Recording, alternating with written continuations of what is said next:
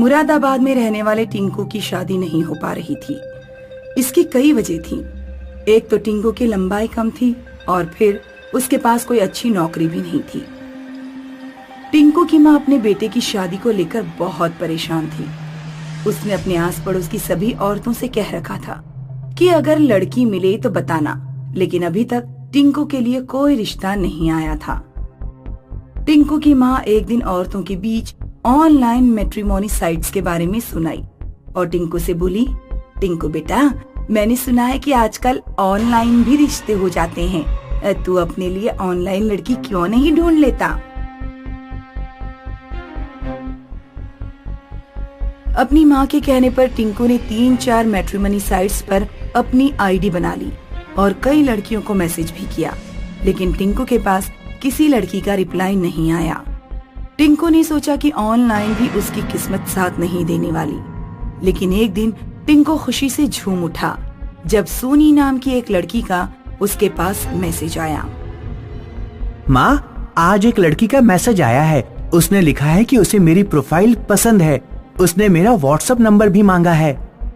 तो बेटा, देर किस बात की है? गणेश जी की फोटो के साथ जल्दी से अपना नंबर दे दो। टिंकू ने सोनी नाम की लड़की से व्हाट्सएप पर लंबी बात की।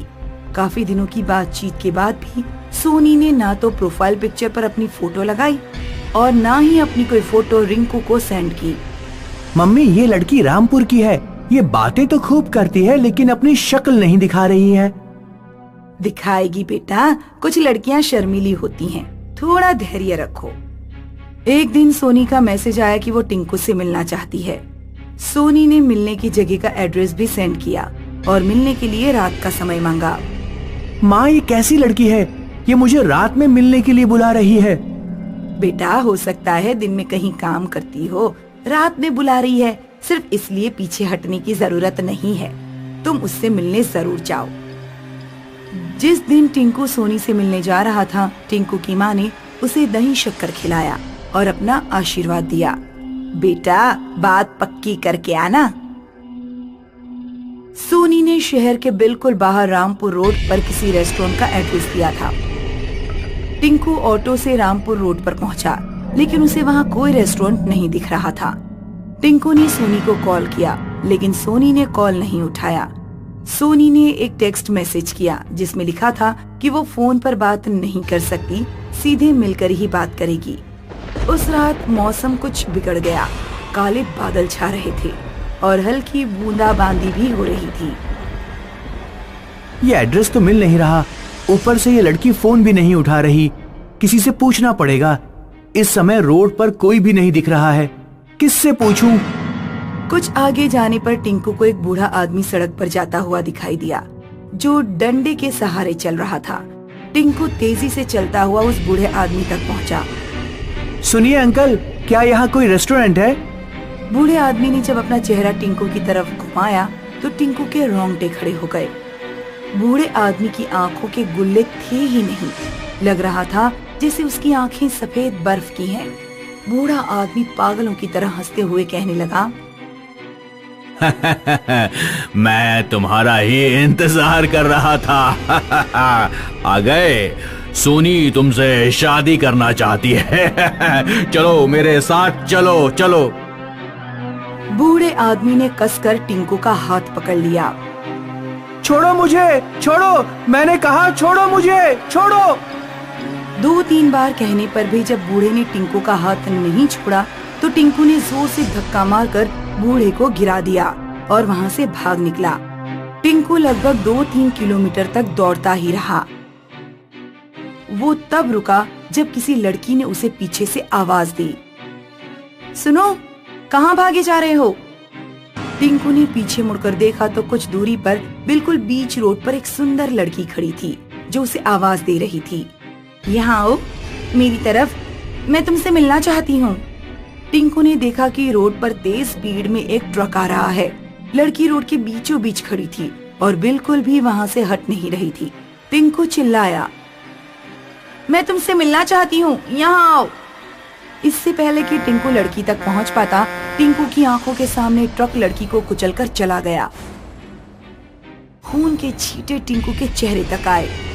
ये मेरे साथ क्या हो रहा है? वो बूढ़ा आदमी कैसे जानता था कि मैं सोनी नाम की लड़की से मिलने आ रहा हूँ? उसी समय टिंकू की मम्मी का फोन आया। हेलो मम्मी, यहाँ पर कुछ अजीब चीजें हो रही हैं। मैं घर वापस आ रहा हूँ मम्मी। बेटा, लड़की से मिले या नहीं? नहीं मम्मी, मैं नहीं मिला और ना ही मिलना चाहता हूँ। टिंकू को रोड पर एक ऑटो आता हुआ दिखाई दिया। टिंकू ने ऑटो वाले को रोका और ऑटो में बैठ गया। भैया, मुरादाबाद बस अड्डे ले चलो जल्दी। टिंकू ऑटो में अपनी मम्मी से बात कर रहा था। तभी उसने देखा कि ऑटो वाले का सिर एक चुड़ैल के सिर में बदल गया।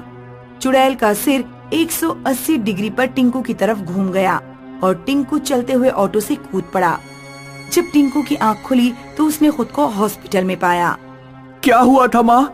मैं यहाँ कैसे पहुँचा? घबराओ नहीं बेटा, तुम ऑनलाइन रिश्ते भेजने वाली एक चुड़ैल के चक्कर में फंस गए थे। एक बस वाले ने तुम्हें यहाँ हॉस्पिटल पहुँचाया।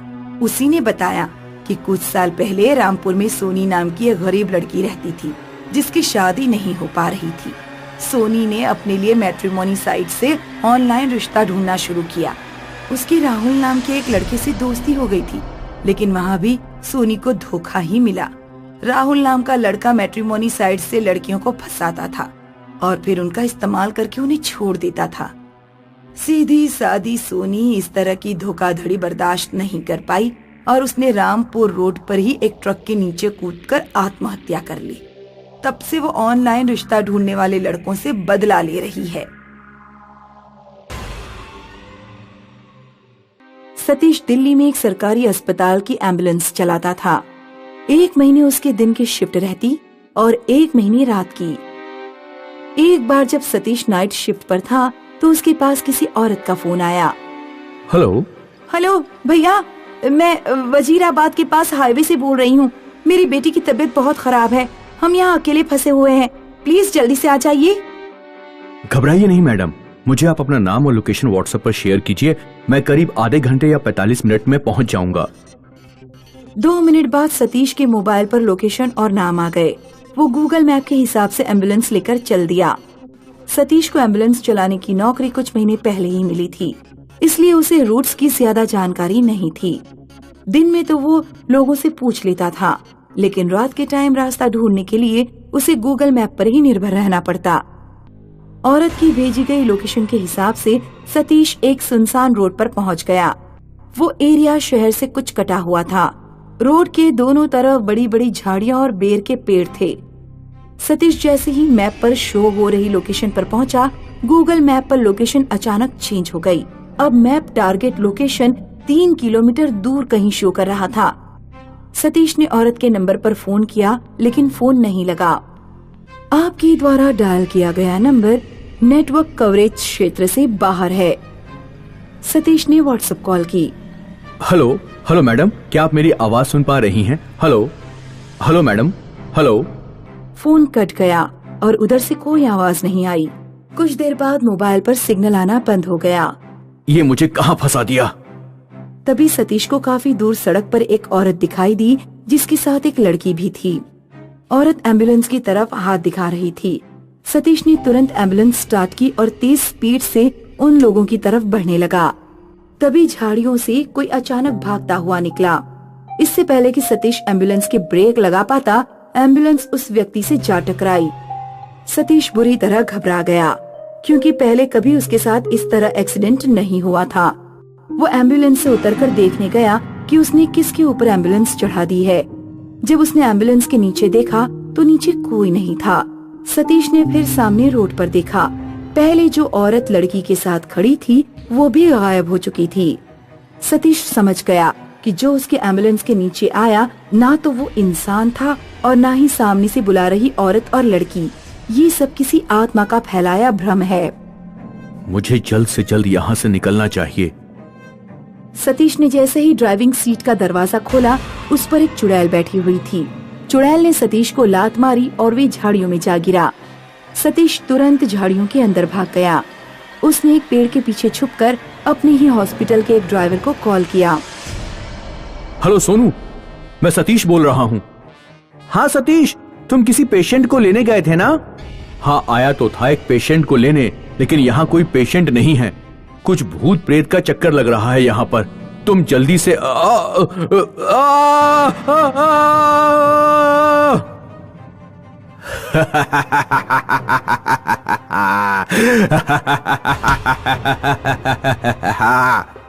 हेलो सतीश, सतीश क्या हो रहा है वहां पर? हेलो सतीश, सतीश क्या तुम मेरी आवाज सुन पा रहे हो? Hello hello Satish. एम्बुलेंस में एक ट्रैकर लगा होता है। सोनू एम्बुलेंस को ट्रैक करते हुए अपनी बाइक से सतीश को ढूंढने निकला। करीब 20 मिनट में वो एम्बुलेंस की लोकेशन पर पहुंच गया। एम्बुलेंस स्टार्ट थी और उसका सायरन बज रहा था। सोनू ने सबसे पहले दरवाजा खोलकर ड्राइविंग सीट देखी। ड्राइविंग सीट पर कोई नहीं था। फिर उसने जाकर पीछे का दरवाजा खोला। पेशेंट को लेटाने वाली सीट पर सतीश की लाश पड़ी हुई थी। उसके माथे पर गहरा काला निशान था। 2 महीने हो गए, पर पुलिस को सतीश की मौत का कारण नहीं समझ आ रहा था। कुछ महीनों के बाद सोनू ने न्यूज़पेपर में उसी रोड पर हुए एक और हादसे के बारे में पढ़ा। हादसे में एक प्राइवेट हॉस्पिटल का एम्बुलेंस ड्राइवर मारा गया था। सोनू ने हादसे वाली जगह के आसपास पूछताछ की तो उसे एक बूढ़े आदमी के बारे में पता लगा, जिसने उसे उस लोकेशन का रहस्य बताया। 1 साल पहले यहाँ से कुछ दूर वजीराबाद में एक औरत अपनी लड़की के साथ रहती थी। औरत की लड़की डिप्रेशन का शिकार थी। एक रात उसने जहर खा लिया। औरत ने तुरंत एम्बुलेंस पर फोन किया। एम्बुलेंस ड्राइवर हॉस्पिटल से ठीक समय पर निकल गया था, लेकिन वो रास्ते में एक जगह शराब पीने के लिए रुक गया। ड्राइवर द्वारा की गई देरी के कारण लड़की की जान चली गई। एक लौती लड़की ही उस औरत की दुनिया थी। उसने लड़की के मरने पर फांसी लगाकर आत्महत्या कर ली। उस औरत की आत्मा ही अक्सर एम्बुलेंस ड्राइवर को फोन करके यहाँ बुलाती है और उनसे बदला लेती है।